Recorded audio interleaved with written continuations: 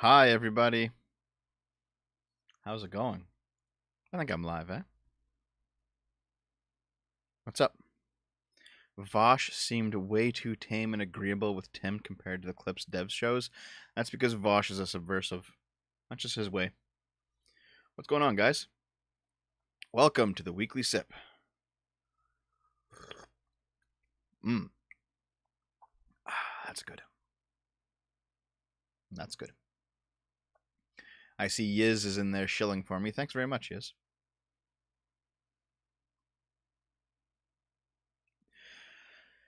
The guy claims to have escaped the alt-right pipeline by following Vosh and H. Bomber Guy. Yeah, it's a completely different and equally bad pipeline. What's going on, everyone? How's it going? Oh, I don't want my headphones to fall over. I'm sure most of you know at this point, but this is my sometimes weekly stream. I know I missed the last 2 weeks. I was just doing real life stuff.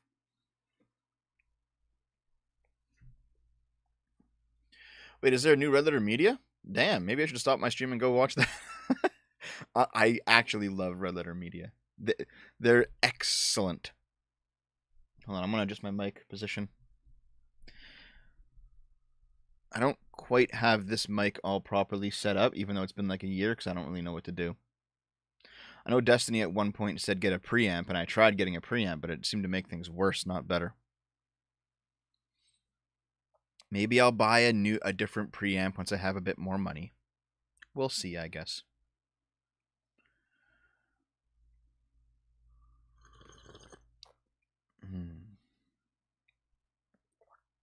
Bored as hell. Haha, same. So for those of you who don't know, the Weekly Sip is the show where I go over random news articles that I couldn't fit into a main SFO video. So, we just talk about some junk, make some community announcements, hang out with the chat a bit. That's what this is all about. I intend to bring it back to be weekly. There's a few plans in the works. So, I guess the first bit of news is that Dave, my co-host on my Game Boomers gaming channel, he's getting vaccinated, guys. He's getting the vax. He has, I think, in 2 days. I think it's on Tuesday. He has an appointment. See, the situation in Canada is different than the situation in the United States. Like in the United States, as far as I understand, they have more than enough vaccines for everybody, but they have a lot of people who don't want to get them, and that's their right. But in Canada, we've actually had a vaccine shortage. Up until a couple weeks ago, we have not had enough vaccines for the entire population of Canada. So we've been like basically telling people, listen, don't get them if you don't need them. And that's been the line here in Canada.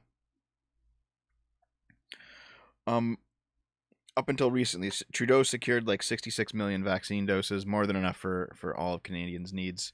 So now they're trying to get people to ignore the previous advice and go and get vaccinated.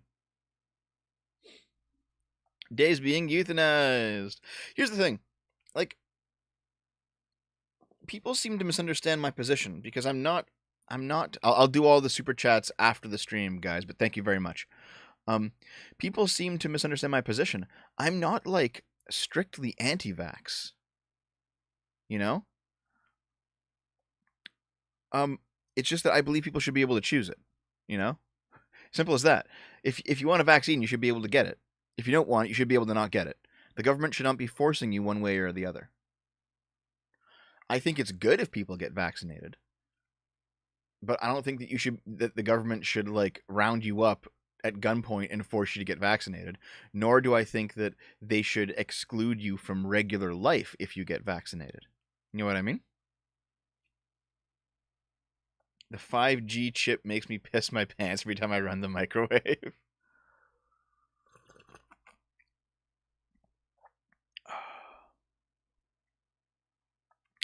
But yeah, my doctor said not to get. I have an autoimmune disorder. Damn. I don't hate the vaccine. You're just not willing to put people down for not wanting it. Yeah, exactly. Thank you very much, Hope Cat. Are you the Hope the Cat that I kicked out of the Discord? I appreciate you giving me $5, but I'm like, donating to me doesn't get you back in if you break the rules.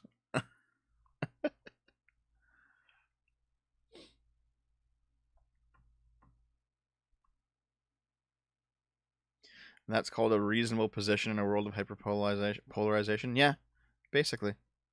Yeah. Like, let me think of it this way.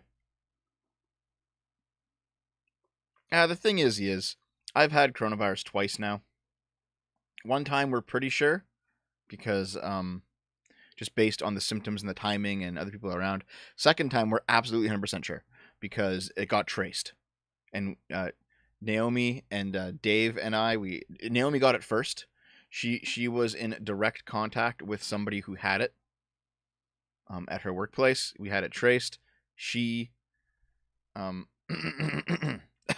she 100% had coronavirus, and then I was taking care of her, and I was in close quarters with her, and then I caught it. So, basically, like there are people who are saying coronavirus isn't real. Those people are stupid. It's obviously real. Like clearly, let's not be idiots about this. It's clearly real. Do the vaccines work? Probably.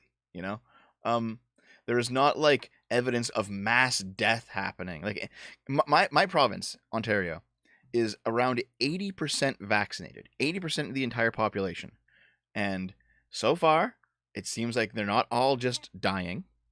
They're not all like unable to have kids. Like life seems to be going on as normal. So things are probably on the up and up. However, where I split with the mainstream narrative is that I believe you should have the option not to take the vaccine. Even if I think it's good to have it, and most people should probably get it, that's your choice. It's your right to say no. That's how I view it.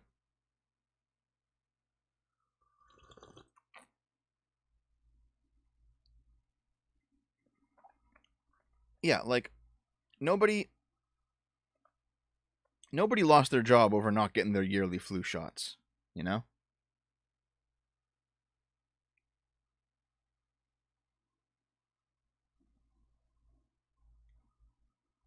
So that's kind of how I view it. Is that it probably works. It's probably not a hoax. I think people are kind of getting a bit too tinfoily with it. However, it's your right not to take it. And it's funny because Andrea Horwath, who is a very far left leader here in Canada, she's part of the NDP, which is the leftist party in Canada. She said that it was against Canada's constitution to force people to get the vaccine, which is true. It is against Canada's constitution. And she got so fucking destroyed by her own constituency that she had to walk back an objectively true take. That the Canadian Constitution, which Canada does have a constitution, it enshrines stuff like bodily autonomy. And yet, so she was correct. Yet she had to walk it back.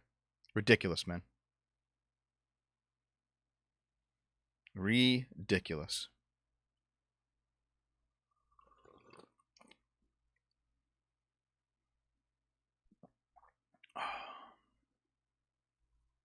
Well, the thing is, Meet the Galaxy, a lot of countries, and it's their right to do so. A lot of countries have insistence that you have certain shots to come in. You know, this has been a thing for like 50 years. If you go to Africa, you have to have, what is it, malaria? You have to have your malaria vax.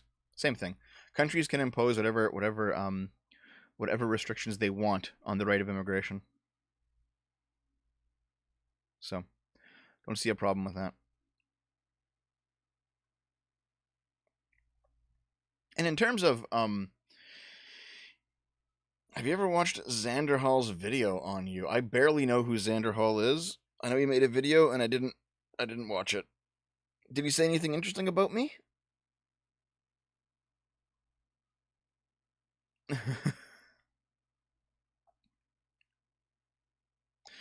So here's the thing. When it comes to my local area, guys, I've I was out yesterday downtown, and a few streets downtown were blocked off. And it looks like they were setting up for like a jazz festival. So they closed the streets off, and it was like a block party, where you couldn't drive through, but there was crowds mingling in the streets, and they were setting up a stage, and there were restaurants in the area that like had open air seating, and there was a pretty big crowd. And I would say approximately half of the crowd was not masked. And I'm just like, wow, people are just moving past this nonsense, aren't they? And then I went into a store because it's a department store that has a little post office thing in it because I had to pick up a package. And so I go into the store without my mask on because I don't fucking know. If people want to throw me out of stores, they can, but I'm not going to wear them. So I go in, and no one stops me, and no one asks me about it. And there were a few others in the store not wearing it, but most of them were wearing it. And then I go up to the post office, and no problems. Person's polite, gives me the package, I leave. And not a single issue. Like 6 months ago, if I were to go into a store, they would ask me to put on a mask, and I would tell them, well, no, I don't consent to that. Are you going to? And they said, well, it's our policy. And I said, well, are you going to throw me out of the store? And then usually they say they repeat, it's our policy. And I say, well, are you going to throw me out of the store?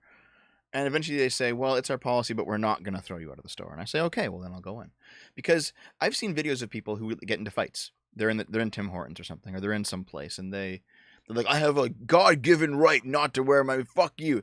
And then they get into fights, and like the cops are called and they get arrested. And it's like, no, it's private property. If they tell you to get out, you get out. And so if someone says to me, listen, you cannot come in, we will throw you out, then I say, okay, it's your house, your rules, and then I leave. But most places at this point don't even ask. And most places before said, we have a policy, but we're not using force on you to make you leave our property. It's like, okay, well then I'll just come in. Yes, 100% is my private property. Chad, yes, it is their right to do what they want.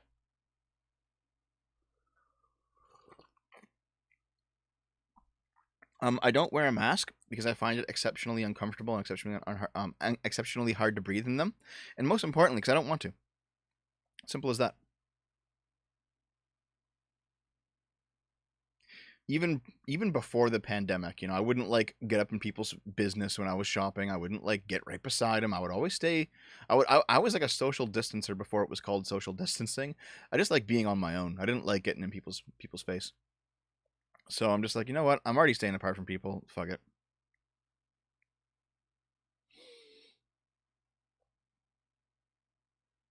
I have read books by Noam Chomsky, yeah. Here's the thing. Do masks work? Probably yes, in a lot of cases. But the point is, I don't care. It's going to sound strange and selfish, and maybe it is. But it's just like, I know for a fact that for most people, in most situations, coronavirus isn't that big of a deal. So, fuck it. Wow, so cool. Definitely not a selfish dipshit. If you wouldn't say that in 2019, then it's hypocritical of you saying it now. Because you know what? You could be spreading something back then, and nobody cares.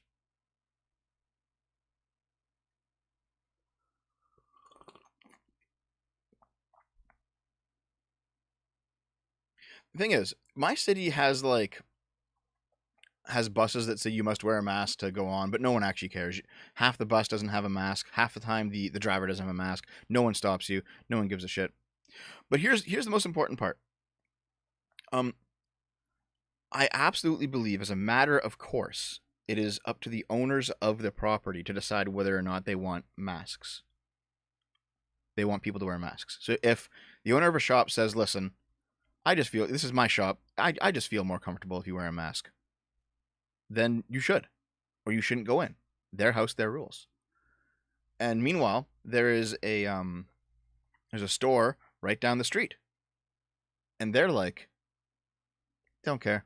The guy even says, I don't care. Do whatever you want. It's like, okay, well, there we go. I think the only real exception to that is probably in like a medical facility. If you're going into a medical facility if you're going into a medical facility, you should probably mask up at this point, because like there are more vulnerable people there, etc. Maybe if you're going to your grandma's house or something and she wants you to wear it, but you know what I mean, right?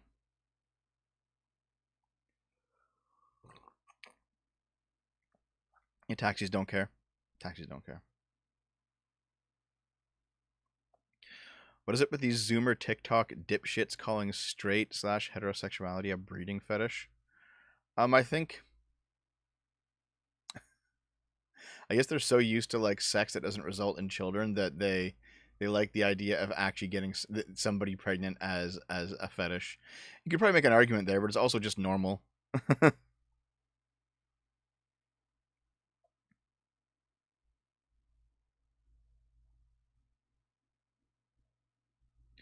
That's their right, yes. If a guy owns a grocery store and says I want you masked up in my store, that's his right.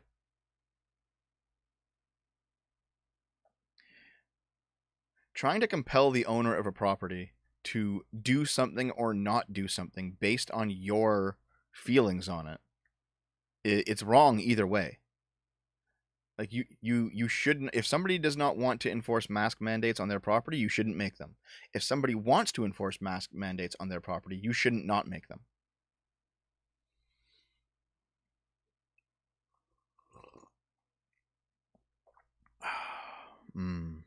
Coffee's good. Every day coffee's good.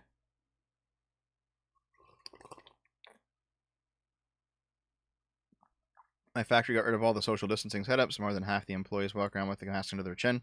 Yeah, the thing is, in a lot of places, this is coming to an end. It's just coming to an end. That's how it is, you know? That's how it is.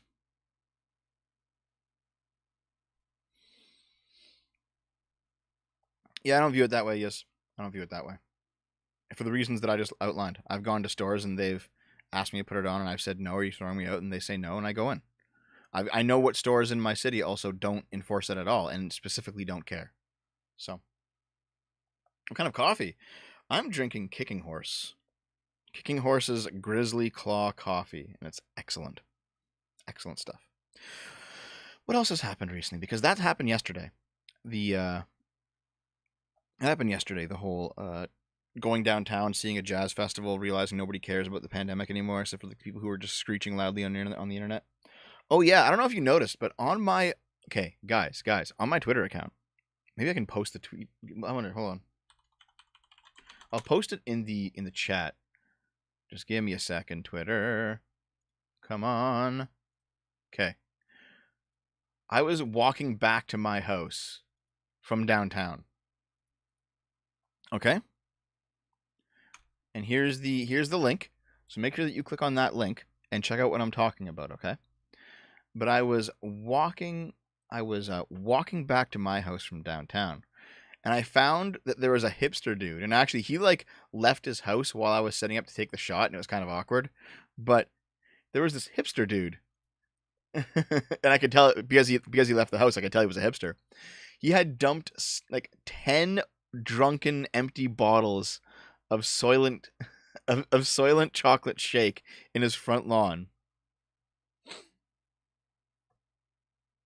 Yeah.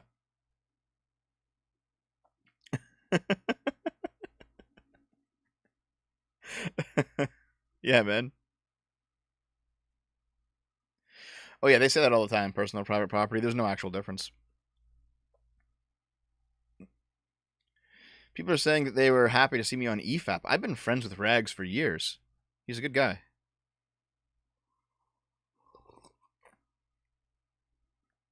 Let me put it this way, dude. Here's something that I will directly 100% encourage from everybody. I feel comfortable saying this specifically. If you trust the vaccine and you choose to get it, you get it voluntarily, and then after you get vaccinated, you say, no more, I'm done, no more mask, no more restrictions, I'll go where I want, I'll do what I want, then you should. Because at that point, there is no other argument. The whole point of the vaccine is so that you could stop worrying and get back to normal. And so Start living like it's normal again. It's weird because, okay, in Ontario, I have to give you some context, okay? Ontario has a conservative government, which means that Ontario has not been all that fast in giving people money during lockdowns. But also, they've been very resistant at the idea of vaccine passports. Now, at the same time, because they are regular ass conservatives and they're not libertarians or liberals or anything, they're still kind of shitty. And so, what the Ontario conservative government, in like our provincial level government, because we're kind of set up like the states, where like the provinces have a fair amount of power, just like the states do. I disagree with that. Yes, I wholeheartedly disagree. You see Texas, you see Texas and Florida, they've gone back completely. Alberta and Saskatchewan here in Canada have completely gone back. No more restrictions, no more legal restrictions at all. Everything's back. So, yeah, people go back. But the point is, people at this point are very fed up with the the Ontario provincial government and the Canadian federal government. Because, for example, the Conservatives in Ontario have set up a very nice, very easy to understand roadmap to open, where certain vaccination rates will be what allows us to basically return to a completely regular state. And they had basically, okay, if we get like this many vaccinations from these demographics and these locations, we can basically open things up. And the government specifically said it does not matter what the case totals are if the vaccination rates are there, because the vaccinations will provide a bulwark against the spreading of the virus. So the plan was, we were almost at completely 100% no restrictions. We had basically made it there by vaccination rates. And 2 days ago, on Friday, late in the day, hoping that no one would notice, the Ontario provincial government came out and said, yeah, we're just going to scrap all that and we're just going to keep you locked down. And people were hoping that they wouldn't notice, but everyone noticed. And everyone's like, no. The jazz festival yesterday still went on. Everything still happened. There's articles being published about how shitty the Ontario's government is for pulling a fast one. Basically, I see more and more graffiti around this city, like anti-mask graffiti. And usually graffiti is the kind of thing that like lefties do, you know. They're being kind of subversive, they're being irreverent, they're street taggers, and they're running around and you know what I mean, right? Like the anarchists, the rebels, people on the left do the kind of street graffiti. And yet, overwhelmingly, all of the new street graffiti I see is anti-mask stuff, anti-lockdown stuff, saying, why are you letting the government control you, etc., etc. So I am noticing, yeah, there are COVID passports in Quebec starting in September. You will need proof of vaccination to go to restaurants. Yes, because Quebec, unlike the rest of Canada, operates on French law rather than English law. And that's going to fuck them long term. It always has.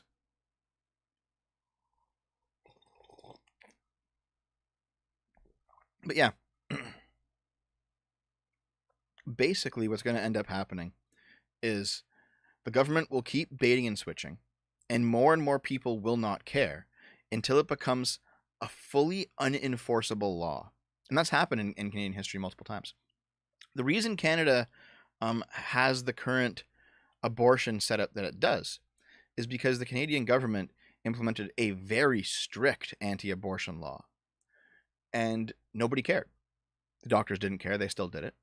When the Canadian government tried to prosecute, no jury would find them guilty because nobody liked the law. And so it got to a point where basically the law became unenforceable. Canadians, they have a tendency to do this when the government goes too far. Is they don't fight, they don't rebel, they don't pull up arms, but what they do is they just say, fuck it. We're just not going to do it. And then they don't. And then the government gets pissed, and then the Canadians go to court, and then like other Canadians on the jury are like, yeah, no. Like we've done this for 50 plus years now. There have been multiple laws that have just kind of fallen apart because generally Canadians are like polite, and very stubborn. That's basically it. So, no, I don't think this will actually last. Super chats will be answered at the end of the stream. Thank you very much. I appreciate it.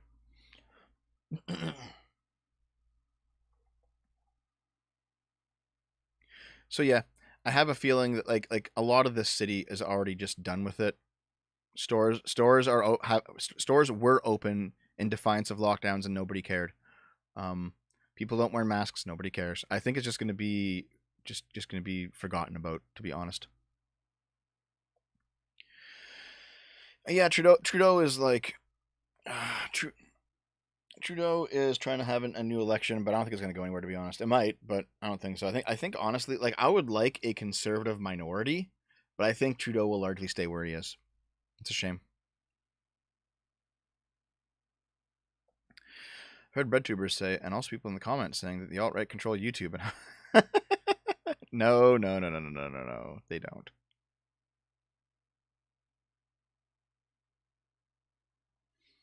Well, hey there, trans conservative waifu.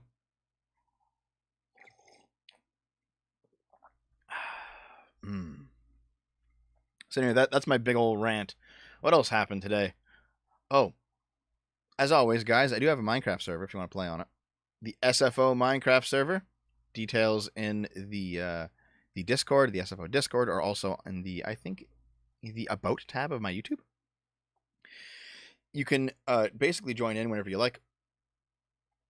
It's open to all. You want to play on it? Go ahead. It's open to everybody. And in fact, in the next couple of weeks, I'm aiming for the end of August. I'm going to open up the first challenge map. The first SFO Minecraft server challenge map. So make sure that you are there. That's the situation, as far as I understand.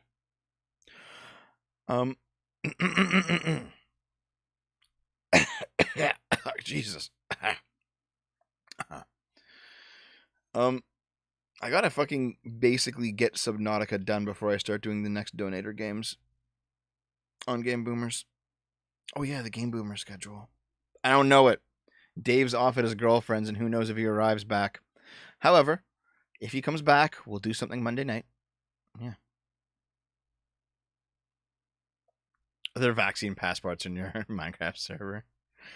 Yeah, like, if Dave is off having fun, like he likes to sometimes do, and sometimes he'll drink a bit too much and then claim that he's sick and then stay away for like a week and miss all the streams. But he says he'll be back in time for tomorrow's stream, so let's see. Old man koofing? Yeah, I'm koofing, dude.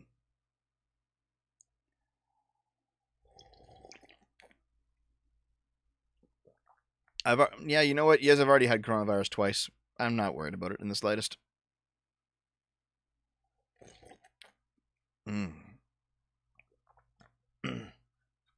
Oh, I should probably also announce, for those of you who are Britbongers or other Eurotrash, on Game Boomers, we have decided that Wednesday during the day will be a consistent Britbong time stream. We'll start in the late morning our time, which is like the afternoon Euro time. And then we'll go until the afternoon our time, which will be the evening Euro time. So basically, if you're somebody in the UK or you're in Europe somewhere and you've wanted to watch Game Boomers, you can now do so, but only on Wednesdays. And the reason is basically I have a weekly commitment every Wednesday night now that I can't break. So, or I will have a weekly commitment in the future, in the near future, that I can't break on Wednesday nights. So we decided to make Wednesday a day stream for Game Boomers. We ran a test of it last week. We played like 3 or 4 hours of Skyward Sword during the day. It was fun. It was fun. The Game Boomers guests are backed up for now. I'll take more guests after we get through the current ones. Huh.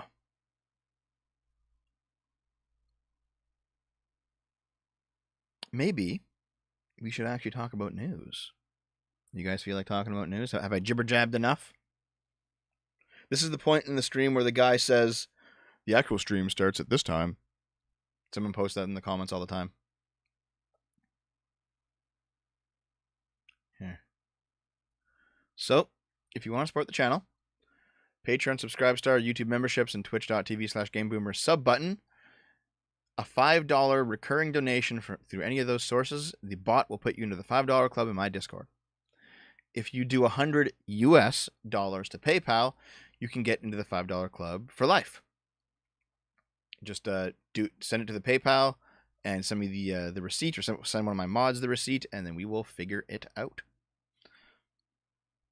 No fan mail yet. I wait until I have 5 packages for fan mail, and right now I have 4. So, we're waiting. And speaking of fan mail, see the P.O. box? See that P.O. box right there? You put shit, you send your garbage to that P.O. box, and I'll open it on stream.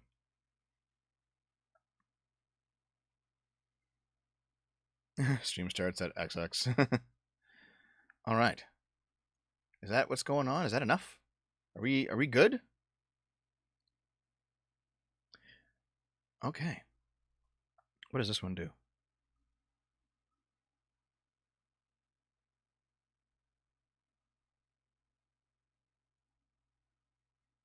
All right. I think we're good. So this is my friend But Worldsman. I don't know what that name's all about. But Worldsman on Twitter. And he says, holy shit, Nostalgia Chick is fucking hideous. It's not a very flattering picture, I must admit. And Sargon's actually looking pretty good nowadays. So, there's been an ongoing feud between Sargon and Nostalgia Chick, where basically, for some reason, Lindsay Ellis constantly mentions him as being like the prime director of trolls against her, even though that's not true. But Lindsay Ellis brings it up all the time, like, Carl of Swindon posted this, and now I got 10,000 man babies in my mentions, And then Sargon's like, well, actually, here's what's going on, I didn't do that, but also you do this disgusting thing and this disgusting thing, and then she'll say, Carl of Swindon mentioned me again, now I got more man babies. Like, when someone critiques you, Lindsay, when someone critiques you, the important thing is not that they are somebody who is notable and has an audience, and therefore you're being laughed at. So, what's more important, though, is that basically Lindsay Ellis did this terrible interview where she mentioned Sargon by name, of like, here, this is one of the guys that's fucking, and then Sargon does a stream, and it's like, well, no, I didn't do this at all. I didn't feel this way. I didn't say this thing. And then so Lindsay does another stream where she's like, Carl mentioned me again. And then Sargon did this stream. And this stream he took down because he felt bad about what he said about it. He felt like it was too aggressive. However, 1 minute and 13 seconds of this stream still exists on Butt Worldman's Twitter account. Sargon removed the original. This clip is now a cultural artifact. So, let us watch the cultural artifact. Let me get my headphones here. Let us watch the cultural artifact. Okay? The thing is, when guys age less noticeable than women, not necessarily. I've seen some really haggard-looking guys. It all depends on what you eat and how much you work out. Simple as that. So, let's go. I'm married. Wow, me too. I'm flattered, and I get that you've been trying really, really hard to get my attention, for obvious reasons. But again, I'm married. I don't think it would really work out between us. No. Honestly, you're a little old for me. But I find it really interesting how you wish to personalize this, because Lindsay if we have to do this, let's have a conversation about attractiveness, shall we? Because I don't know whether you recall, but we've seen you from the side. And I don't want to be brutal about it, but I'm not terribly impressed. I happen to notice you've also had an abortion and then made a movie about an abortion. Now, I, as a father of 3, and with a very healthy and happy, fat, bouncing baby, I'm not very attracted to the kind of woman who would abort her own child before it's born.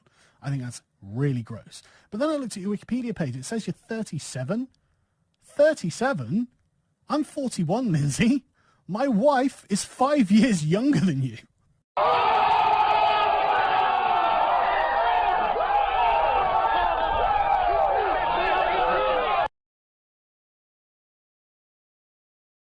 You know, I kind of feel the same way in a sense because Naomi's 9 years younger than me.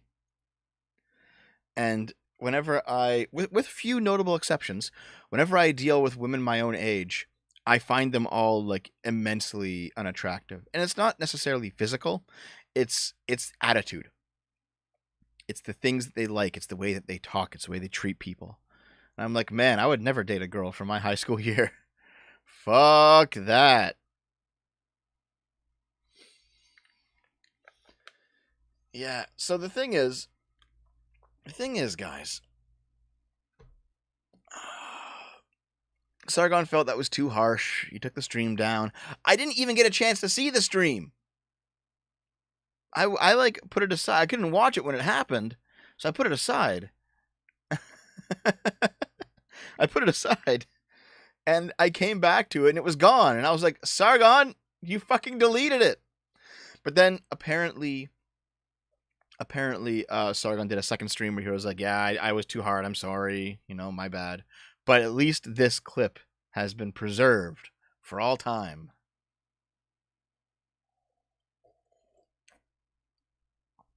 Also, there is a rumor that, I think it's just a rumor. I think it's just a rumor.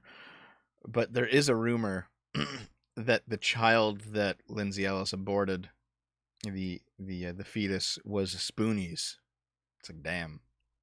Maybe that's why Spoonie's a fucking wreck. Not 46. Get the fuck out of here.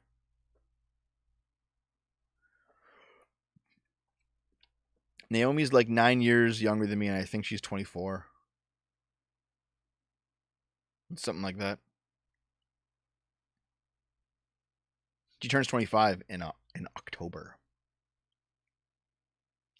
He still called her a fat ugly in the second take. Jesus. F's in the chat for Lindsay, guys.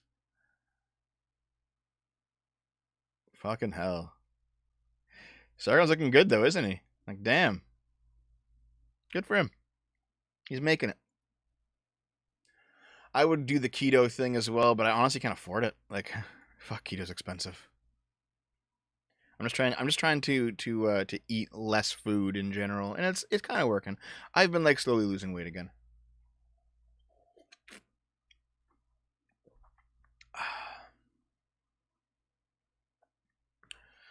Let me see what else I have. Yes, you guys were talking about this in the what are all these Fs for? Wait, did I say F accidentally, or did the stream get taken down? Uh-oh. Am I still alive? Oh, is it because of the abortion? Okay. So anyway, let me just continue. I'm assuming I'm still on. This is the next thing, and someone in the chat was talking about this. There's currently a British guy named Lord Miles in Kabul having a wonderful time. Those of you who don't know, oh, did I? guess I'm an idiot. Okay. Those of you who don't know, Afghanistan's shit now. America pulled out. It's getting fucking destroyed by the Taliban. The Taliban's taking all the equipment the Americans left behind. They're fucked, basically. America wasted 20 fucking years in that war and got nothing out of it. A bunch of dead people, $1 trillion lost, and nothing. Nothing. They got nothing out of it. Taliban's coming back, taking all the money, recruiting all the people, oppressing everybody again. Like if there was an argument for feminists to make, it would be in the fucking Middle East, and they never do. But here we are. Here we are. There's a British guy called Lord Miles in Kabul who's having a wonderful time. This is a 4chan thread. He's just chilling in Afghanistan. Decided to pop down to Afghanistan for a few days. Never been here before. Just goofing off and soaking in the sun. Seems more peaceful than London to me. So he has some photos, some documents to prove it. He did a little bit of trolling at the bird market. Let's see. He's Lord M.L. Rutledge. If the Taliban kidnap me, the plan is simple. I'm legally, technically, a lord. He bought a fake certificate, wore a suit in a bank, and talked the talk, so it says Lord on all of my bank cards. Taliban may see that as reason enough to keep me alive, thinking it may hold some negotiating power as they'll think I'm important. Look at the balls on this guy, all right? His ticket is non-refundable. Therefore, he either stays permanently in a grave or he leaves on the 19th as planned.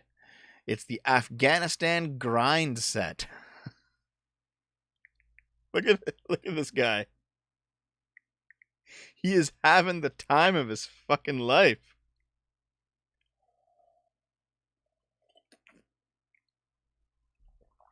Damn. Let's keep going.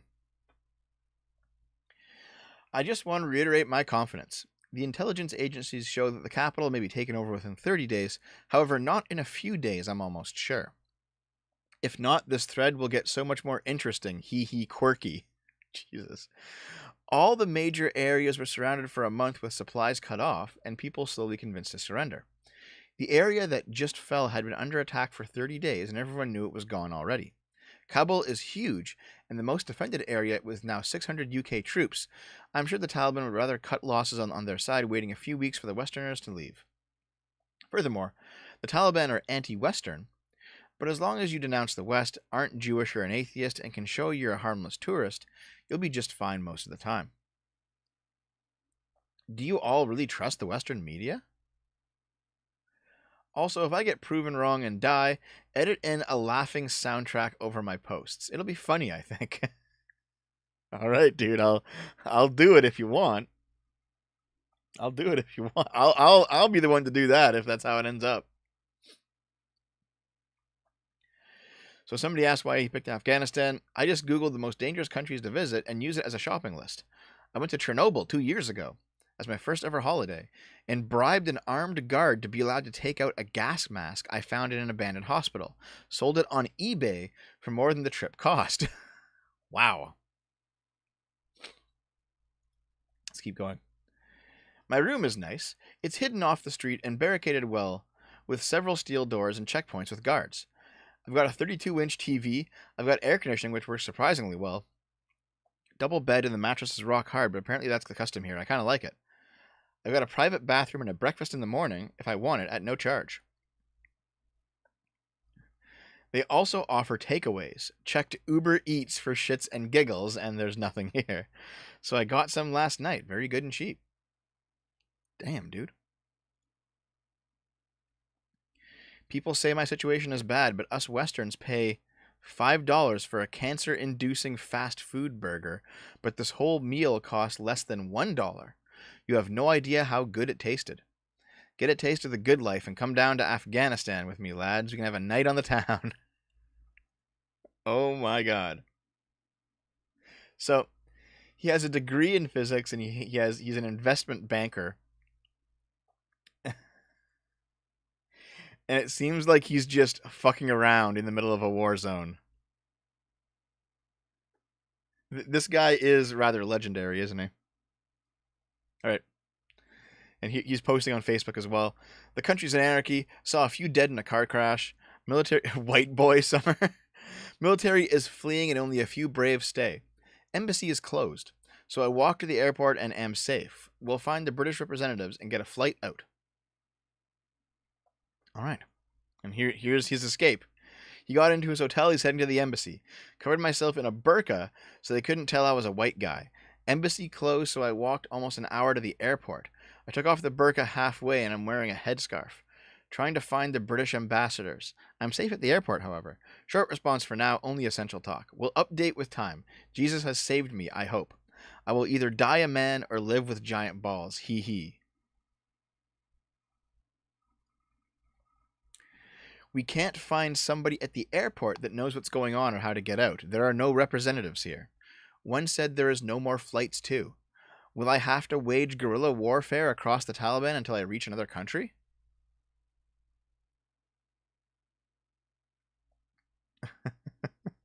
So somebody was like insulting him in the thread, and he says, "How about you manage yourself some bitches?" 4chan just got dunked on by a guy fleeing Afghanistan in the middle of a Taliban siege. Wow. No more flights in Kabul. Is it Kabul? Kabul? Kabul? Kabul? I'm stuck in Afghanistan. Bit of a pickle. Bit of a pickle, guys. Saw the Taliban enter the airport. They saw me but kind of didn't care. I'm going back to the safe house now. Plan is to wait to see if any flights resume.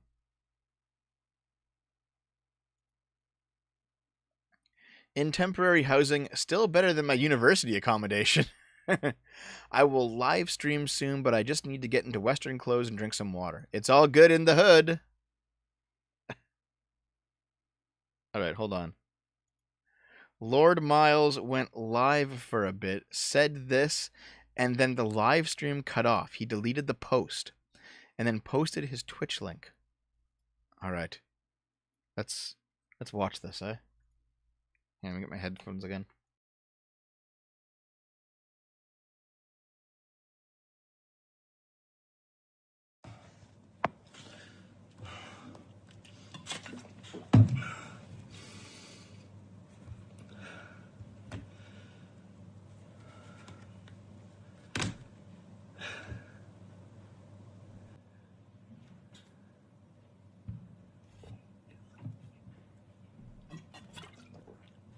Say something.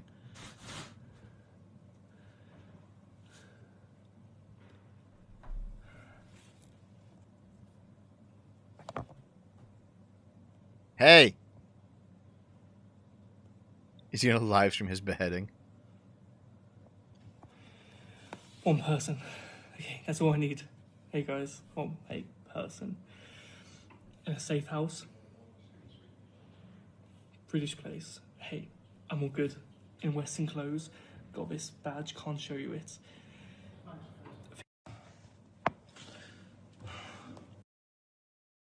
Yeah, the stream cut off.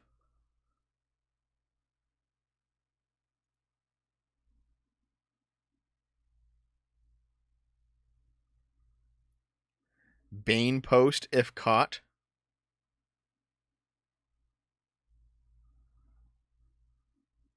That's right, because he is streaming on Twitch. Is he still on? No, he's not. I hope she got out. Because Kantar's really far, because it's Valio. Wait. Why did Twitch set his stream as beauty body art?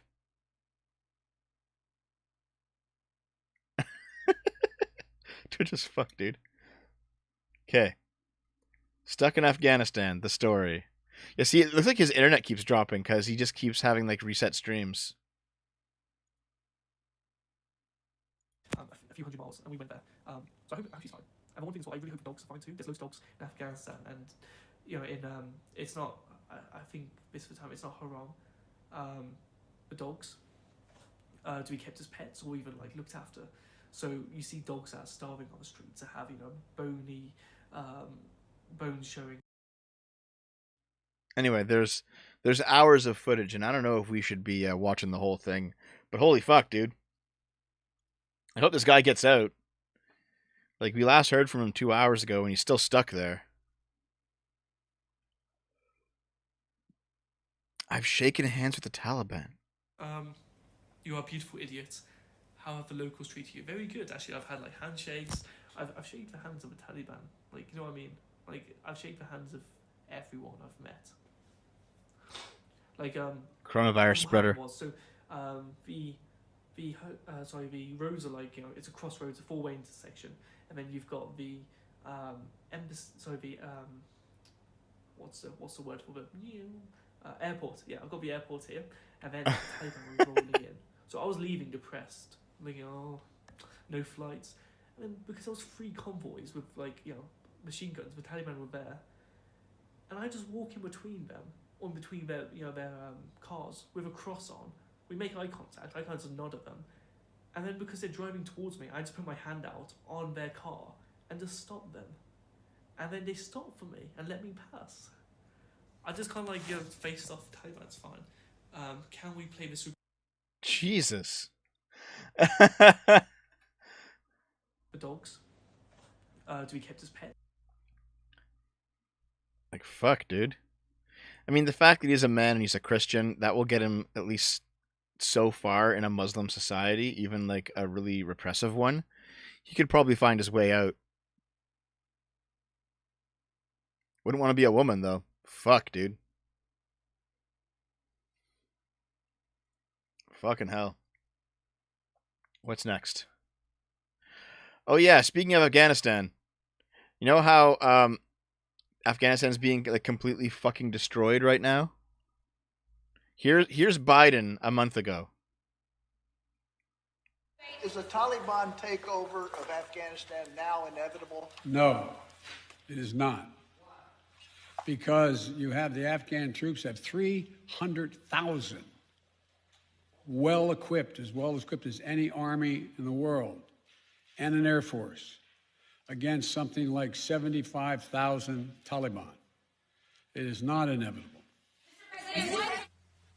Mr. President, thank you very much. Your own intelligence community has assessed that the Afghan government will likely collapse. That is not true. Can you please clarify what they have told you about whether that will happen or not? That is not true. They did not reach that conclusion. So what is the level of confidence that they have that it will not collapse?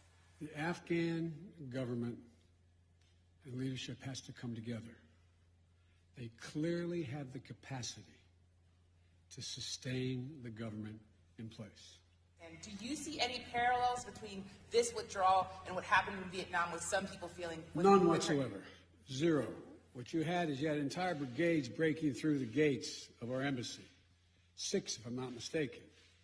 The Taliban is not the North Vietnamese army. They're not remotely comparable in terms of capability.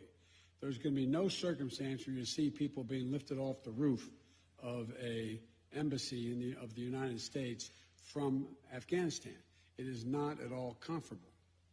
So the question now is, where do they go from here? That the jury is still out. But the likelihood there's going to be the Taliban overrunning everything and owning the whole country is highly unlikely. So there you have it. Biden was completely 100% wrong. The Taliban have overrun the entire country, with the exception of the capital, and they'll get that eventually. All those troops abandoned the fight. The Taliban took all of that American weapons, all the American weapons, the guns, the infrastructure, the vehicles, the helicopters, all of it. Yep. See, here's the thing. I don't think Biden was lying. I think he was just exceptionally stupid. I think he got fed a bunch of nonsense and he actually believed it. He believed his own copium. Seriously.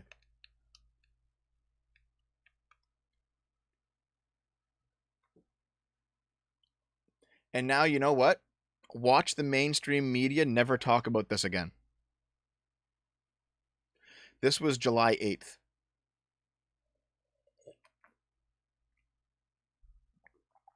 There we go.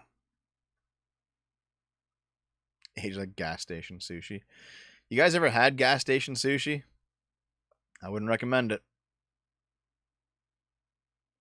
All right.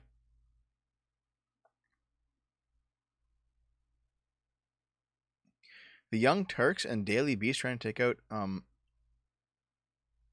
trying to take out Tim Pool. I never heard about that.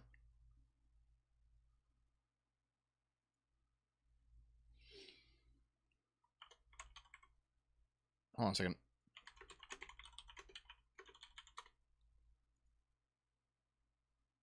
Okay. Let us continue with the articles. Woman collects 2,000 used condoms, displays them on her bedroom wall. She has no plans of slowing down as she hopes to surpass 10,000 and is also getting help from her father. How is her father helping her? Is her father like recruiting guys for her to fuck? Like, oh my God. Why? Why would you do this? People all over the world have interesting hobbies, of which some can be easily be described as bizarre. While sex is something young people take seriously and a lot have fetishes, some weird preferences manage to astonish people every once in a while. Although condoms are important in an age where the emphasis on safe sex is greater than ever, a 27-year-old woman from Norway took things to another level by collecting thousands of used condoms. She collected... Wait, what? She started collecting condoms in 2010 when she asked her boyfriend to keep the condom he had just used because of the smell. Her boyfriend found it nasty and broke up after some time when the woman asked drunk friends who had sex in her bed to leave their used condom as well. Yeah, some of the news is older, but I'm talking about the article because I have nowhere else to put it, so I'm putting it here. She went on to collect thousands of condoms. Oh my God. Condoms in the wall, which are accompanied by pictures of the donor. She's getting help from her father, who has asked his friends to donate their love gloves to his daughter. Why in the fuck would you do this? Why in the fuck would you ever do this? Check this out. Check out this tweet that went viral. I want to get the black community fully vaccinated. It's time for KFC, Popeyes, and Church's Chicken to step up to the plate and offer pop-up vaccine clinics at their restaurants. Assign a trusted employee to administer them.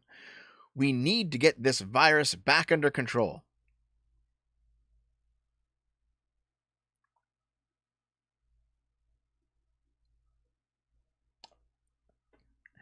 Here's how you get the black community vaccinated, guys. Free vaccine with your 3-piece chicken combo at KFC. Ooh. That's right. I am honored to be followed by Representative Judy Chu and hope that she will be able to use her congressional power to bring companies that African Americans can trust together and get this done.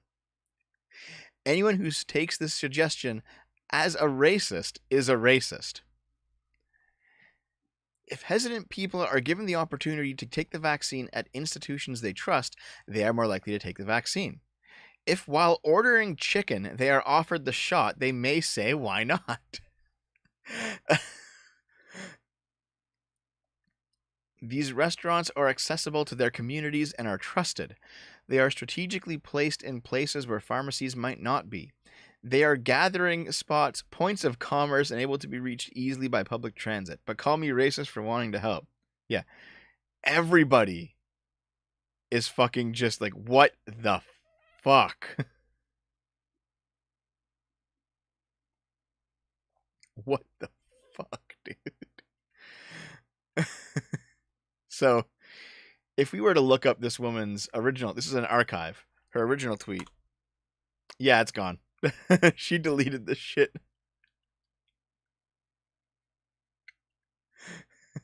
She deleted this shit. All right, what's next? This one I got handed to me from Sophia Narwitz.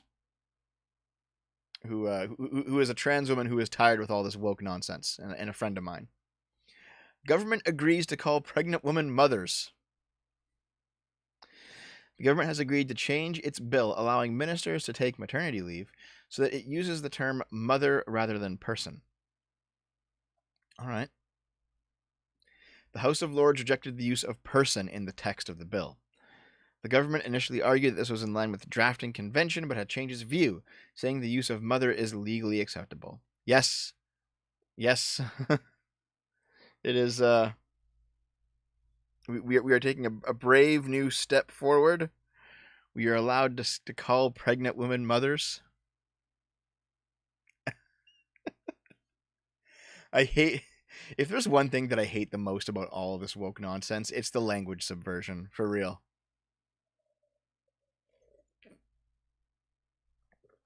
All right, what's next?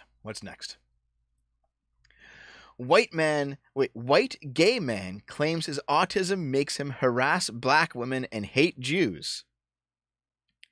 He records himself confronting a black woman for playing music loudly in an apartment complex. Listen, don't be ableist. A gay white man who became infamous last month when a video of him repeatedly harassing a black woman at a pool went viral now claims his racism is caused by his autism. And here's the thing. He might be telling the truth, at least according to one autism researcher. All right, so all the anti-gamer rhetoric, all right? All this stuff, all this nonsense, you're being ableist, guys. Let's see. So my friends and I are chilling by the pool, right? 7 black women, not being loud, super chill, playing quiet music. Other people are at the pool too. We are told to turn our music down, so we do so, and now it's like barely playing. We have food and drinks and are chilling and talking not loudly and enjoying ourselves. So this guy complains to the leasing office. They come out and talk to us. They are clearly very annoyed with this dude, and I show him the video. They go back and calmly talk to him. They leave, he leaves and comes back. He comes out so that we see him calling the police on us. The black women who were doing nothing but being black and existing. And what doesn't matter, but my friends are all professionals, all very classy, all low-key, all well-spoken and super chill women. Then 5 minutes later, who pulls up but the actual county police for 7 women who are literally just sitting by a pool? I see this stuff online, but having this happen in person, like blatant racism for no reason at all. Also, an hour later, a group of white residents came down and were very loud. Didn't bother us because, hey, it's Saturday, we're having fun, but this man was silent. Then, a second group of black women went down to the pool, to the grill, and he was back. We were taking food back up to the apartment when we got back down and found out what was actually going on. This dude was complaining to leasing because these women had shopping carts they had brought in from the grocery store next door with their food in it to grill. So he's just being racist, but I guess he's allowed because he's autistic. I mean, according to the intersectional framework. Man, it's funny. He also allegedly stalked 2 black women for a mile and then called the police because the women were drinking wine and taking pictures in an apartment pool. All right.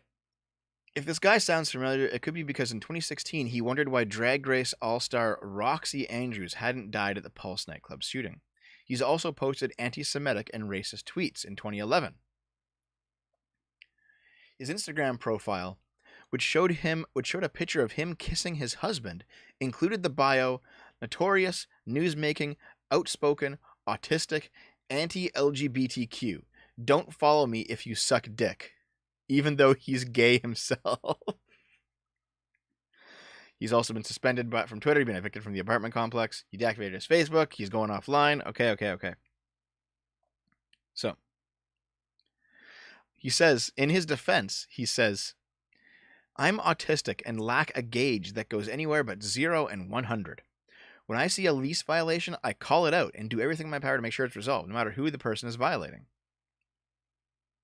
So, according to autism researcher Damian Stanley, a man who helped author a 2015 National Institute of Health report entitled Implicit Social Biases in People with Autism, people with autism sometimes stick to a very specific set of rules they adhere to, and they adhere to, pardon the pun, black and white terms.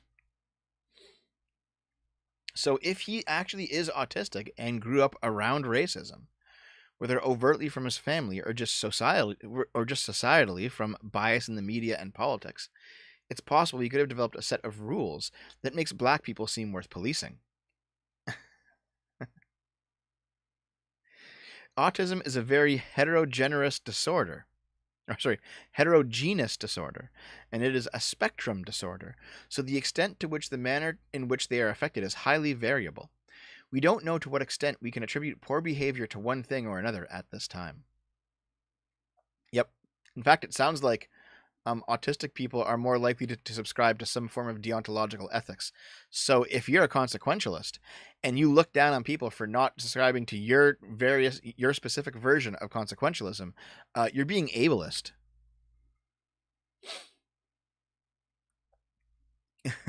This is fucking hilarious, dude. I love this shit. Millions of women don't know where their own vagina is located. Hey, ladies, could you figure it out? Might be time to take a long, hard look in the mirror and ask, what is that? 1/4 of U.S. women don't know where their vagina is. They couldn't point out. 46% can't find the cervix, and 59% suggested a different body part when asked to identify the uterus. Only 1 in 10 women pass the anatomy quiz. Good job. Good job, you fucking idiots. My God.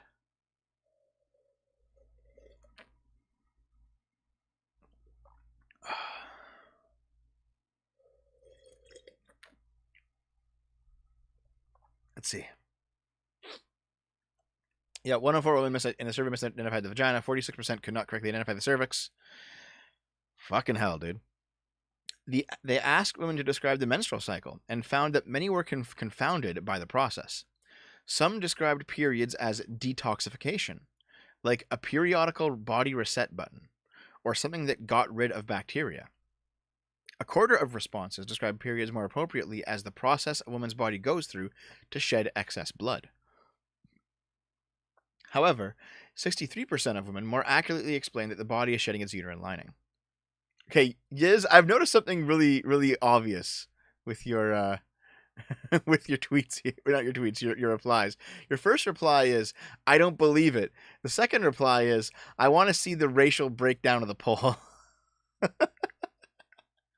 So, I like how you go from disbelief to maybe, but maybe it's a race thing.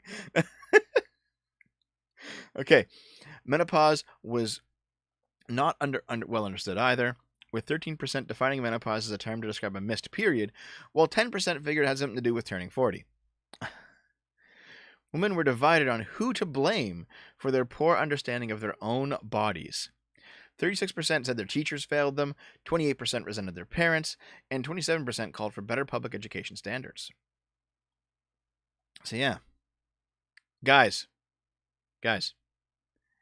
if a girl ever tries to insult you by saying that you don't know your way around a vagina, just remember that statistically, they're also in the same boat as you. Let's keep going here. Baltimore County Police charge an aunt after 2 children were found dead in her trunk during a traffic stop. This is a more serious story. Baltimore County Police have charged a 33-year-old woman after her niece and nephew were found dead in the trunk of her car during a routine traffic stop. Nicole Johnson of Baltimore will face multiple charges, including first-degree child abuse resulting in the death of a child, in connection with the deaths of 7-year-old Jocelyn Johnson and 5-year-old Larry O'Neill. The children were brother and sister. Police say that due to the nature of the case, it will take time to determine the exact circumstances leading to the children's deaths. Okay, this article doesn't say it, but I looked up. I chose this article because the headline was punchier. But the other article that I read about this incident was that the first child had died, and she threw him in the trunk, and then drove around with him in the trunk for like a month. And then the second child died, and then she threw that second child in the trunk too, and then got caught. So she basically just kept the dead kids in her trunk and just drove them around. So that's pretty fucking disgusting. New AI detects your emotions by scanning you with radio signals.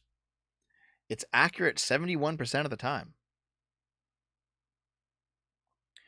If new research is to be believed, you may find yourself coming home from work one day in a rotten mood, just to have your smart speaker automatically scan your emotions and start to play soothing music. That's one use case for a new neural network that Queen Mary University of London engineers taught how to automatically interpret certain human emotions by blasting people with radio waves and picking up on emotional cues like changes in their heartbeat. I had to cut off my DMs in my Discord. There was just too many. There's just too many. I know I said Neon Reagan should DM me in Discord, but you have to like send me a friend request, I think. Or I gotta send you a friend request or something. It just people I got over 100 DMs a day. I couldn't handle it anymore. But anyway, this article I'm not gonna go too deep into, but this will be the topic of a new video soon. Is just the use of technology in this manner to intrude on your privacy, literally getting in your own head. I'm gonna hold on to this one. Federal government blasts a Campsie GP clinic, this is in Australia, for charging for Pfizer COVID-19 vaccine consultations. The federal government has threatened to throw the book at a GP clinic that has been charging a $370 consultation fee to administer Pfizer shots in one of Sydney's worst COVID-hit areas. A notice posted on the window of Blessed Healthcare Clinic in Campsie and southwest Sydney, written in Chinese and English, is asking patients to pay up to $250 for a vaccine consultation before they get their first dose. The cost of a consultation for the second jab, according to the notice, would be up to $120. So most governments are making the COVID vaccine free. And you can think what you want about that, whether or not they just want to get the virus over and done with, whether there's some ulterior motive, fine. But this guy is like just skimming money right off the top. The Australian hustle, dude. The Australian hustle. Hold on a second. There's something else here. Just wait. Yeah, okay. It's just plain bad behavior, so you're acting with a look at him.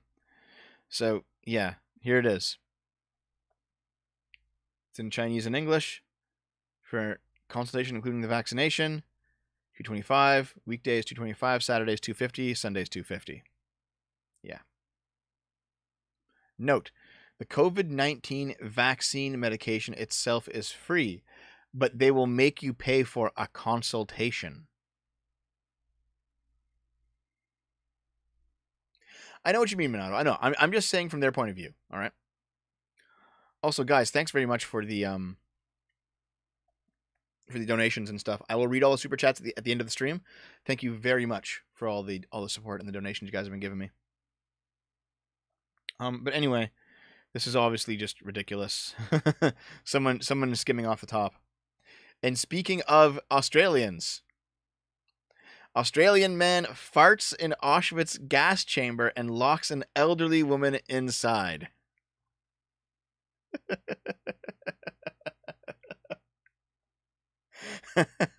Now, I couldn't actually find this article, so I have a feeling it's fake.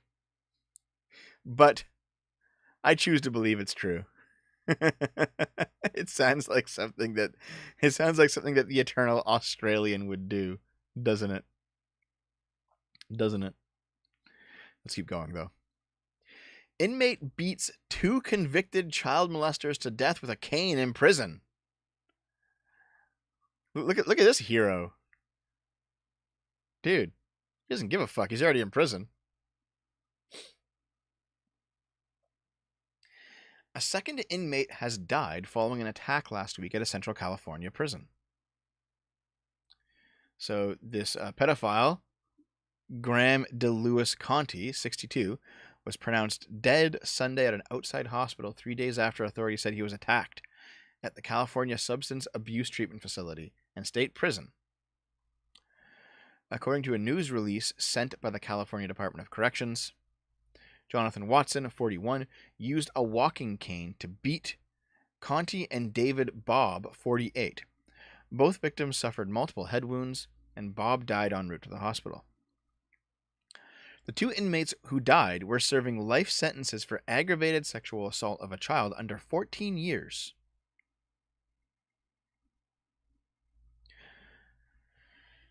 Damn. Watson himself has served 10 years of a life sentence from Humboldt County for first-degree murder and discharging a firearm causing great bodily injury or death.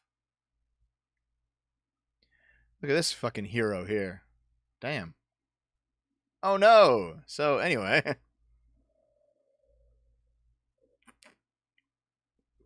I have seen that. Dello says hello. It's kind of nonsense. Alright. Everyone knows what this story is, right? Blue hair, pink beard, pedo gamer. Popular Fortnite gamer Raul Zito raped kids he lured on livestream after boasted of playing with young talents. Look at this motherfucker looking like he's 45 years old with a man bun and a fucking pink beard. Who didn't see this coming? Who didn't see this shit coming, guys?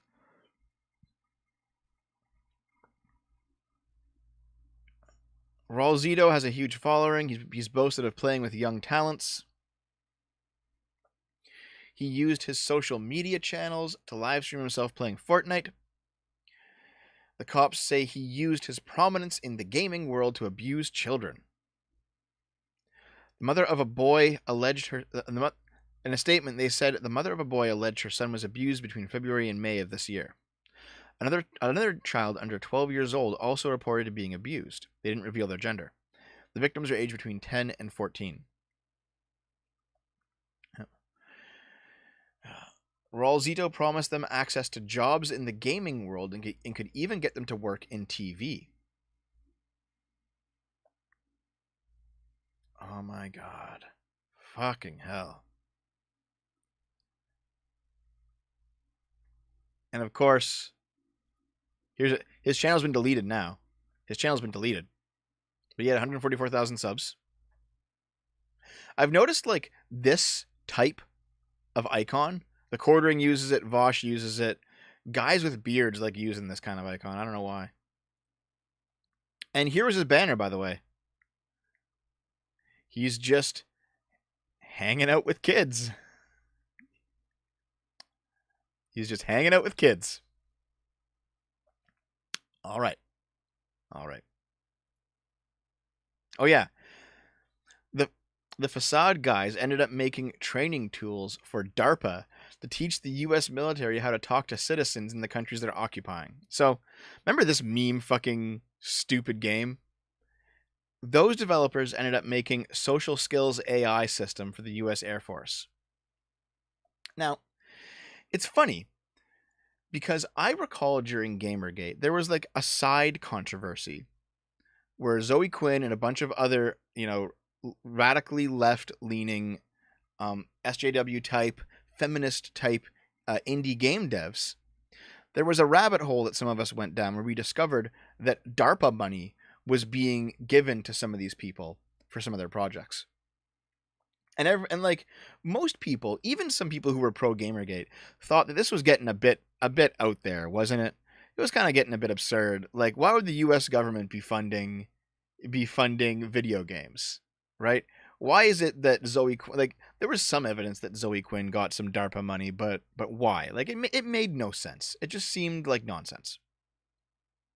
And then, the Candid app happened. And other apps and other things have happened where basically we're realizing now that, yeah, these large groups, including the U.S. government, will sometimes, jump in on these small indie projects because they will use them in some way later. So suddenly, Zoe Quinn getting government money doesn't seem that far out of the realm of possibility 7 years later, Do I plan on going on Sitch and Adam? It's up to them.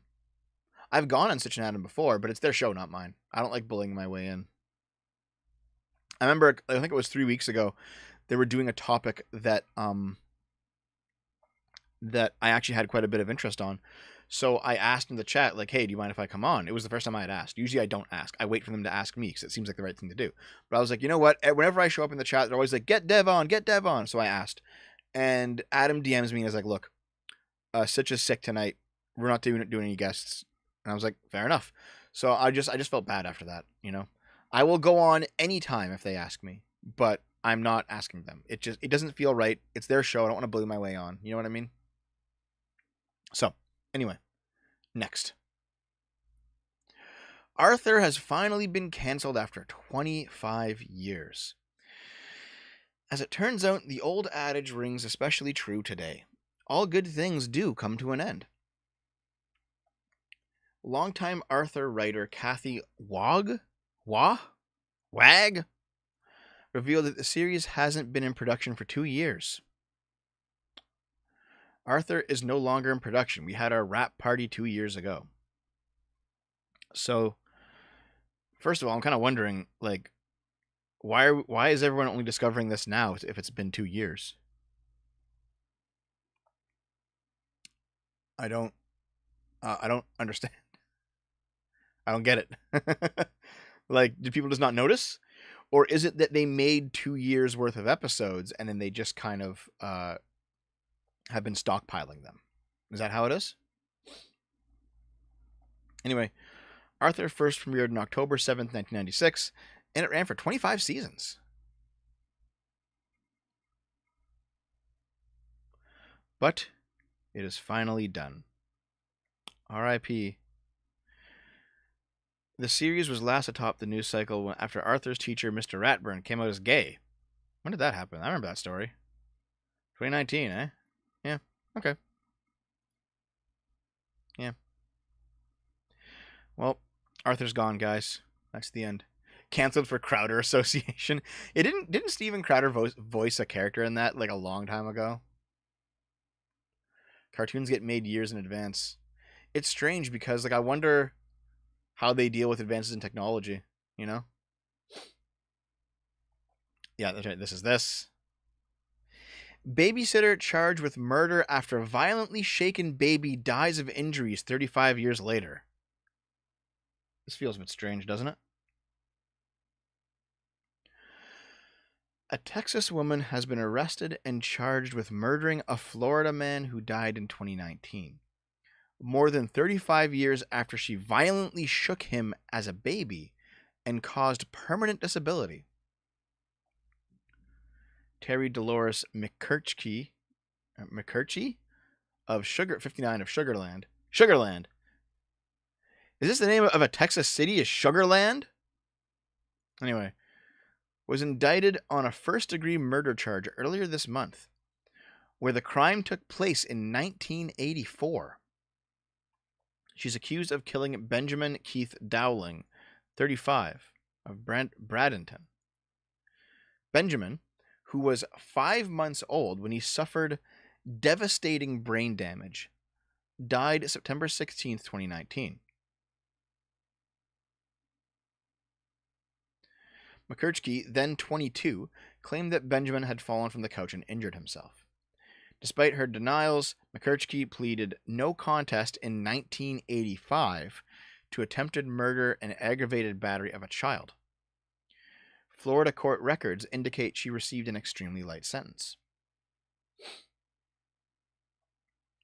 McCurchie was made to spend weekends in jail for 3 months until her third child was born. You live in Sugarland, dude? Damn. She then served 3 years probation.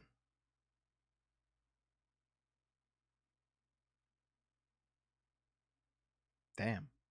Hold on a second. Like, this kind of physical deformity doesn't seem like it would come from shaking a baby. It seems like this would be genetic, wouldn't it?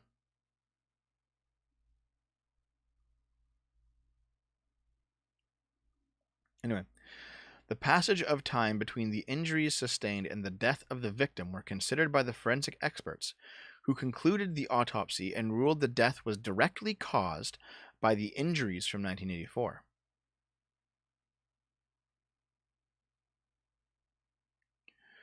Because she was previously convicted of attempted murder and not murder, McCurtsky's constitutional protections against being tried twice for the same crime do not apply, and murder has no statute of limitations. Dowling was left profoundly disabled following the traumatic brain injury he suffered as an infant. He never crawled, fully rolled over, walked, never talked, never fed himself. He never enjoyed a hamburger or an ice cream cone. He could never tell us what he had and when he had an itch or anything hurt. When he cried in pain, we as a family and caregivers had to guess as to what was wrong with him and hope we could satisfy his need. Benjamin would never know how much he was loved and could never tell others of his love for them. He did smile when he was around his family, although he could never verbalize anything.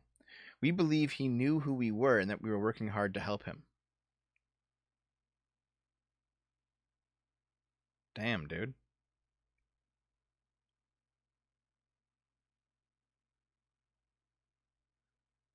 Well, there's just details of the... But, like, here's the question.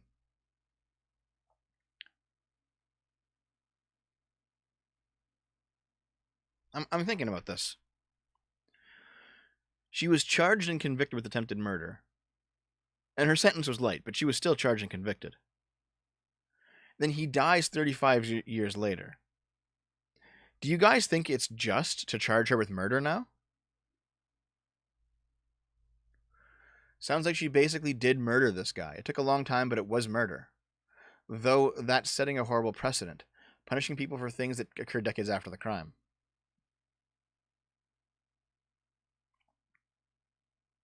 Like, she's clearly wrong. She clearly, like, did a wrong thing.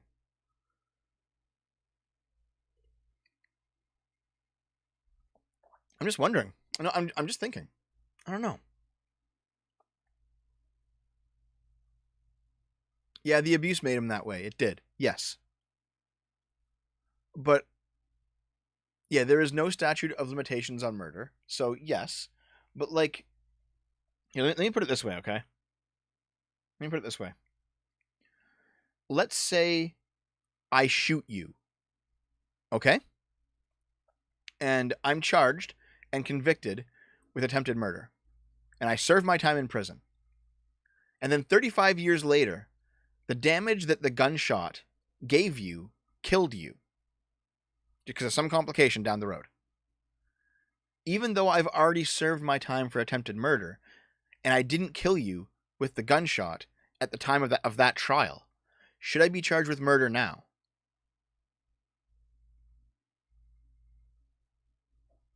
I don't know. I don't think so. I don't know. Because, like, if her shaking the baby caused his death 35 years later and it's, like, directly linked, okay, fair enough. But if she's also already served for the attempt, it doesn't feel right, you know? I don't know.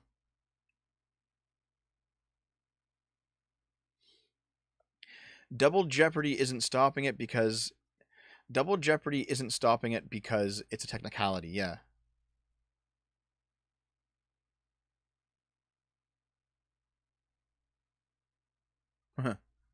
If I kill myself now, will all of my grade school bullies go to jail if they're, like, responsible? Yeah, it seems like it's too much. It's too connected, you know? I don't know. The real question is, how attractive was she? Yeah, we need the Coomer's advice on this one. I feel like her previous sentence should be taken into account. Yeah, I don't think this is right. I don't think this is right. Yeah. Here's the thing. Shaker Silver, here's the thing. They're considering it a different crime because the person died 35 years later. I don't like this. I mean, the babysitter is clearly in the wrong, and the shaken baby is clearly a victim. But I still don't like this. There's some knock-on effects. There's some downstream effects that come out of this that I don't like. All right. Gwyneth Paltrow's vagina candle reportedly explodes in UK woman's home. This Gwyneth Paltrow candle didn't pass the smell test. This smells like my vagina candle that the actress peddles on her Goop store. By the way, guys, watch JonTron's Goop videos. They're fucking incredible. Exploded in the living room of a UK woman who bought the product. The candle exploded and emitted huge flames with bits flying everywhere. I've never seen anything like it. The whole thing was ablaze and was too hot to touch. There was an inferno in the room. Apparently, her partner, David Snow, threw the flaming candle out the front door. It could have burned the place down. It was scary at the time. But funny looking back that Gwyneth Paltrow's vagina candle exploded in my living room.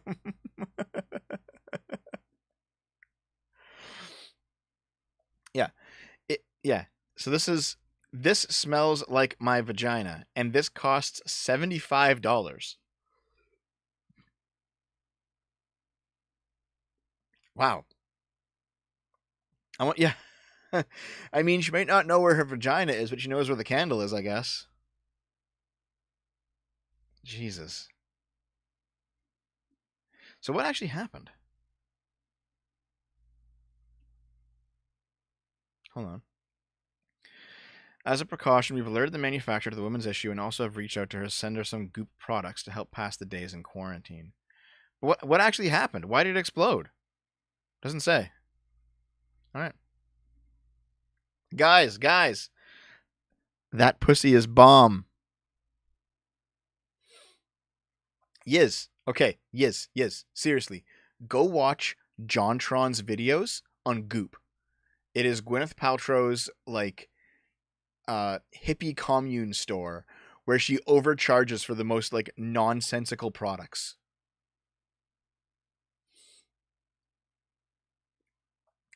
Dell won't ship energy-hungry PCs to California and 5 other U.S. states due to power regulations. Energy efficiency rules appear to be limiting the availability of gaming rigs. All right, guys, no more 3090s for you. Go to jail. Dell is no longer shipping energy-hungry gaming PCs to certain states because they demand more energy than local standards allow. Customers seeking to purchase an Alienware Aurora Ryzen Edition R10 gaming desktop from Dell's website and have shipped it to California are now presented with a message that tells buyers they're out of luck.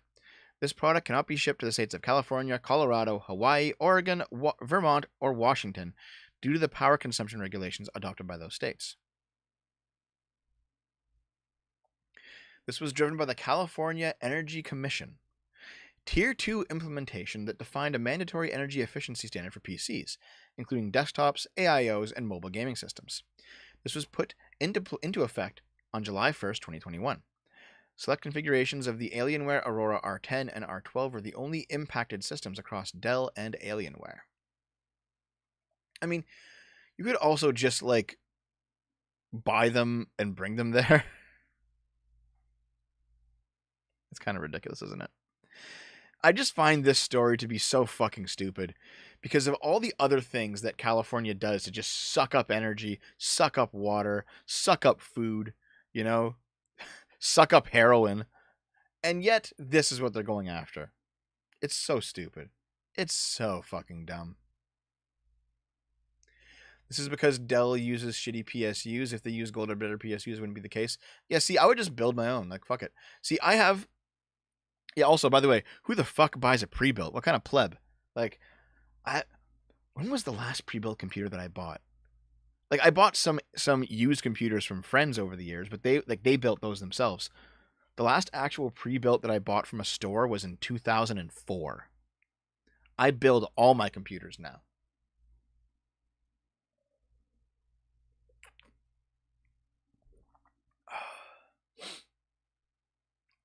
This is nonsense. Obviously, you can just go to a different state and buy it, have your friend ship you one, you know, just buy parts. Like, stupid. Dude, you're getting Adele. Not today. It's pretty metal, says man who turned his uncle's skeleton into a guitar. Look at this dude. Look at this fucking dude. His uncle's skeleton, hips, and rib cage are now a guitar. Damn. Of course it's Florida. Florida musician says this was the best way to honor the man who introduced him to heavy metal. A Florida musician says turning his late uncle's skeleton into a sick guitar was the best way to honor the man who first introduced him to heavy metal. The Tampa, Florida musician, who goes by the moniker Prince Midnight, says he crafted the instrument out of the medically prepared remains of his Uncle Philip. It's pretty metal to play a guitar made out of a skeleton. The Skelecaster is the result of lots of bureaucratic wrangling, family skirmishes, and experimental craftsmanship. His Uncle Philip died in a car accident in Greece in the mid-90s at the age of 28. Per his wishes, his remains were donated to science. Uncle Phil, no! And his skeleton was used in medical school, and it was used in medical school classes for decades. But then, one day, the school no longer had any use for the bones. Philip's parents had since died, so the responsibility for his remains fell to Midnight's mother. Cremation was not an option for the Greek Orthodox family, so his mother was stuck with two options: pay for a burial plot, or continue to pay a monthly fee to store the remains. She didn't want to pay for it anymore, and I was like, I'll take care of it. So I went through all the red tape, which is a tremendous amount of trouble. You got to contact the funeral home, the State Department's involved. Eventually, the musician was able to get Philip's remains shipped to him in Tampa. At first, he says he wasn't sure what to do with them. Then, inspired by his guitar maker friend, the idea struck. It just popped into my head. I'm going to turn Uncle Phil into a guitar. And I was like, that is the best way to honor him. He would have loved the idea. Midnight says he has fond memories of listening to metal with his uncle and seeing him perform at shows. Uncle Philip was a super metalhead. Hold on. Jesus. Ugh. Sorry. Uncle Philip was a super metalhead. He got me totally into metal when I was a little kid because he was my mother's younger brother. So he was closer to my age and took me under his wing. The idea didn't go over well with his mother at first. When this first started happening, she was really upset. She said, it's sacrilegious. He needs to lie, and rest. And as she was walking away, I was like, you think Uncle Phil would rather be a guitar or a box of bones? She threw her arms up. She goes, probably the guitar. Man, look at this project. He's like soldering shit.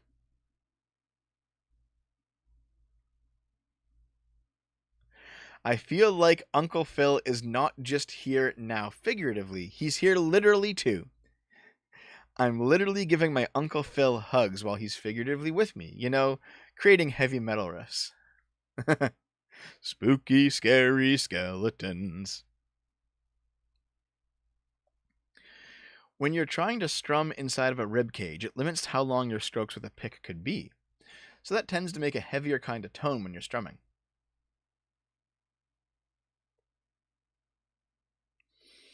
Dude, that's cool.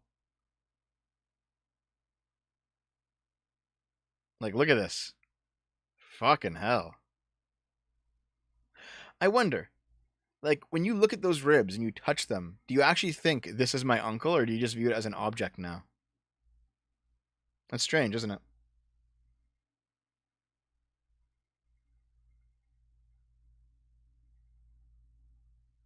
It's fucking wild, though. Like, holy shit. I want this to... You see, I wouldn't mind it either, right? That'd be cool.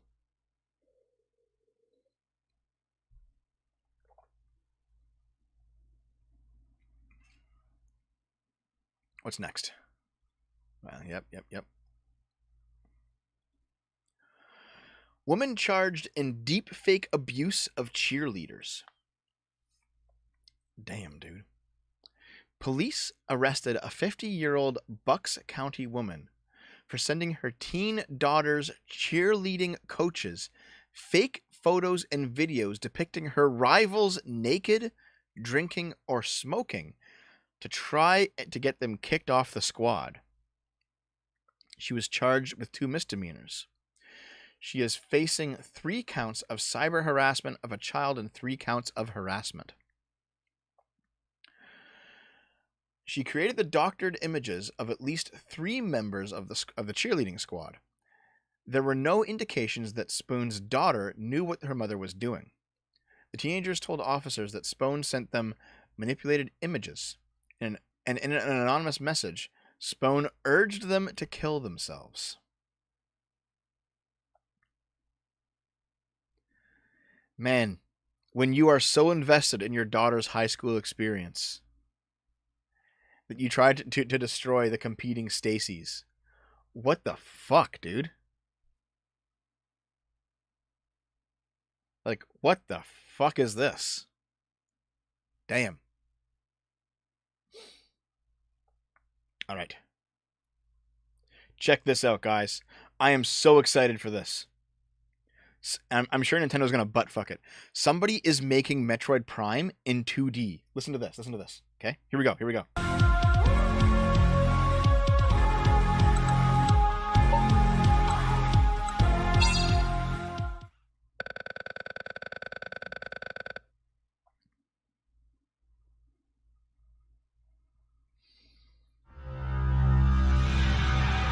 Oh, it's very loud. Hold on.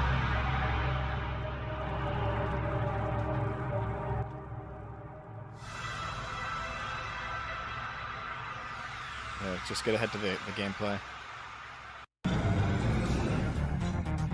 Dude. This is better pixel art than Nintendo does now. And the music, too.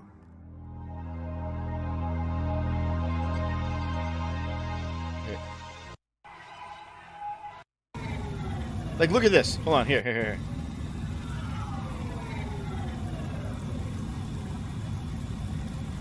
Yeah.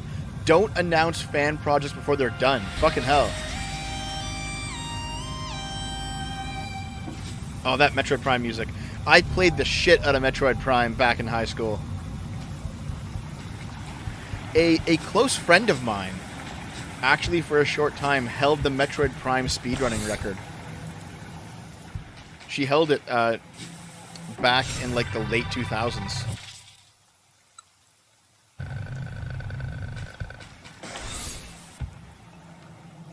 So you clearly use your mouse to aim, and then you walk around with like arrow keys, I guess.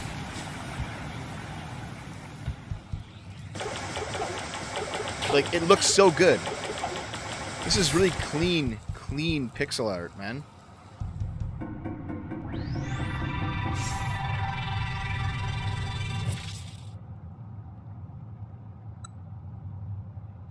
Yeah. Fans make better Nintendo games than Nintendo.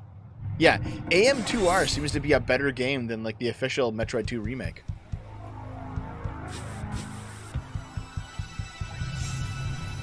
This looks fucking incredible.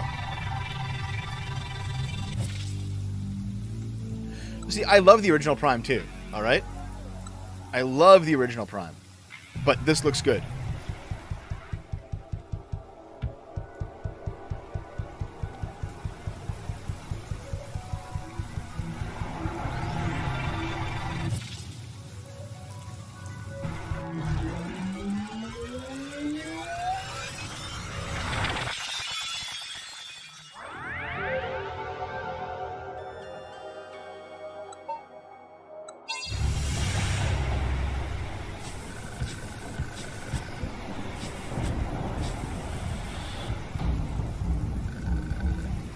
I think this is just one guy doing this.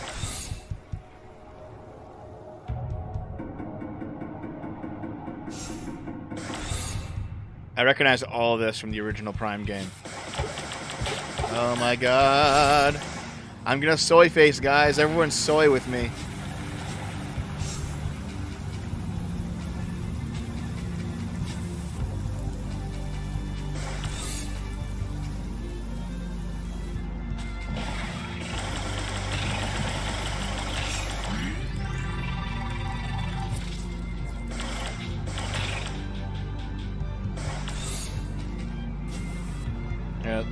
I don't just want to watch the whole thing. We'll skip ahead a bit. Here's the Chozo ruins.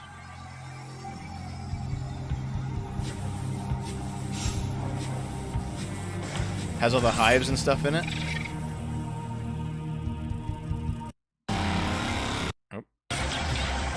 Oh yeah, and here's the hive fight. Oh, I hope Nintendo doesn't fuck them. I really hope Nintendo doesn't fuck them.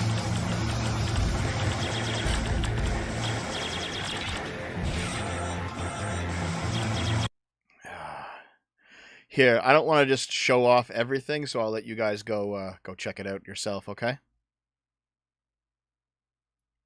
That is the end of everything I got planned for you today. As always, you want to support the channel? Recurring $5 donation through any of those recurring sources. The bot will put you into the $5 club in Discord. Send $100 US to my PayPal and send me the receipt. I'll put you in there for life. Send me all your junk to the P.O. box and I'll open it up for you. I'll do a package opening stream as soon as I get 5 packages or more. Now let's do super chats, shall we? Actually, I think I'll piss before I do super chats, okay? BRB.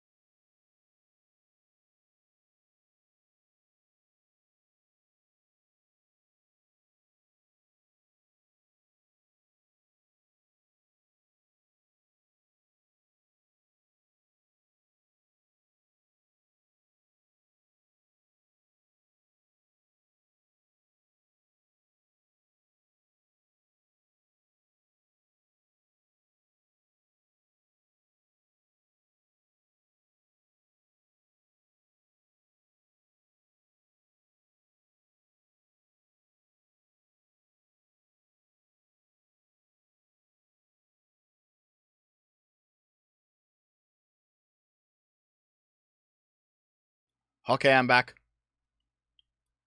Let me try to find the super chats here. Where are they? Where are they? Where are they? Where are they? Where are they? Where are they? Where are they? Here we go. Here we go. Thanks for everyone's support today, guys. I really appreciate it. I guess I might as well announce before I get into the super chats as well. Hopefully, new Game Boomer stream tomorrow. Hey, let me see them. Why is it not showing me the super chats?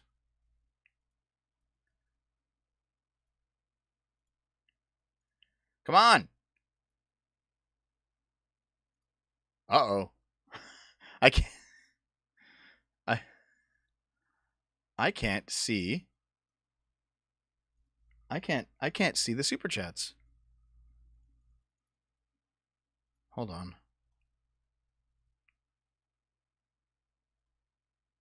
Nope.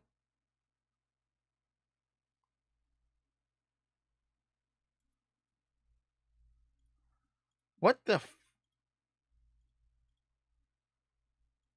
There's a button. There's a button. There's a button that says see all super chats. Click it. Nothing happens. I can't see the super chats. I can see like the most recent 5.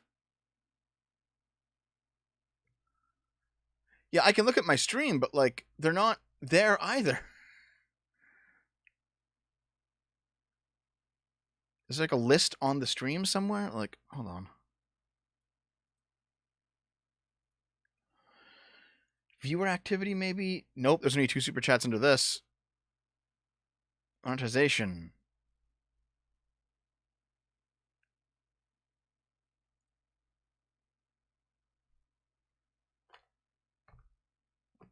You can only see the super chats as they come in now. It's been broken for a good while. It was fine two weeks ago. Also, there's no way that I just got demonetized. Like, Matapasta just sent me this one. I didn't hear you wash your hands before you got back. Thanks, buddy. And Supreme Emperor Kiza said, Sega does what Nintendo don't. Hire fans to make their games as they're better at as they're better than them at it. Case in point, Sonic Mania and all mobile ports. It's a bug, is it? We should. Why did YouTube not give us the super chat history? Okay, well I can at least answer these ones. Wait, no, I can't. Like Bird Gang, $5. Thank you. I can understand trying to make computers more efficient. That's all I can see. Brick Muppet for $2. Godell. Matapasser for $5. Paying $75 to get a candle that smells like a clit sounds... That's all I can see. Baron Voodoo for $5. How many Coomers do you bet on average own this? Argyle for $5. Of course that baby death came from Dallas. Same. That's it. That's it. Can't see anything else. I feel fucking terrible, guys. I'm sorry. I am really sorry. Damn.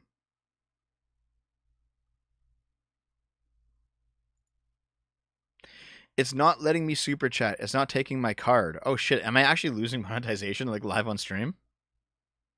Uh-oh.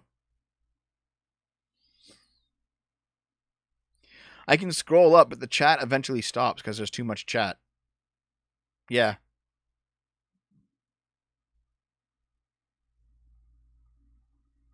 Oh shit. Matapass, you can't do it either?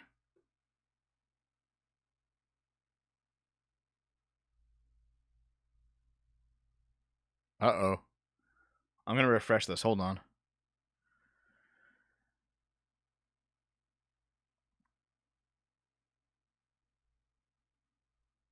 I mean, I still have the super chat button. I'm checking my back end. Here, I'm sure because YouTube does, you know, to YouTube's credit, they do fix these things eventually. So I will do all the super chats, I guess, next stream. I'll make sure to do everybody's. But I'm checking out my monetization just in case. Yeah, Stug, testing 1, 2, 3 for $2. Thank you. So I did get it. Yeah. And then Ninja asked for $5. Damn, that sucks. No, I'm not demonetized. Yeah. $2 from Tasinko. Okay. Thank you. Thank you. Don't just spend money to test. Thank you. Thank you. I appreciate it. Thank you. That's okay. Lost Boy, Banff, Alberta. Can a socialist BC stop being on fire for 5 minutes? Smoked is very bad today. Good luck to the cruise. Thank you very much, dude. Thank you.